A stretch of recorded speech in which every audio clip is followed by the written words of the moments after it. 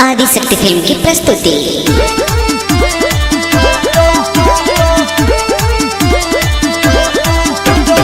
Music by Shankar Singh. साल भर पताहरा से आइल बाबे हमरो मरद खखुआइल बाबे। अरे साल भर पताहरा से आइल बाबे हमरो मरद खखुआइल बाबे। दिनवा में घुस रहे करे ना शरम, छोड़ता न करे हम सगाई करम। नैहर के मिलल हम पलाई के पलंग पर छोय छोय, बतिया न बुझेला हमरो गलवा कर छोय छोय। नैहर के मिलल हम पलाई के पलंग पर छोय छोय।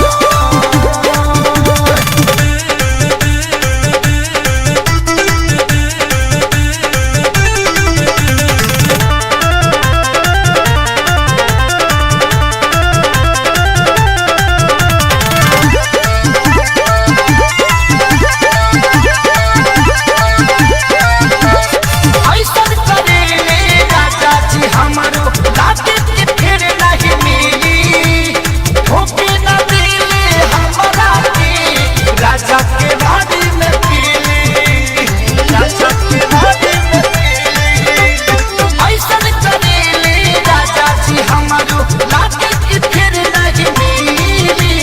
धोखे न दिले हमरा के सैया की बाड़ी में पीली। उठता दर्द मोरा अलगे अलग, प्यारी से न प्यारी करस करता रे जान। अपना गला से दबानी हम तला पर छोय छोय, बतिया न मानेला हमारो गला कर छोय छोय। नैहर के मिलल हम पलाई के पलंग पर छोय छोय।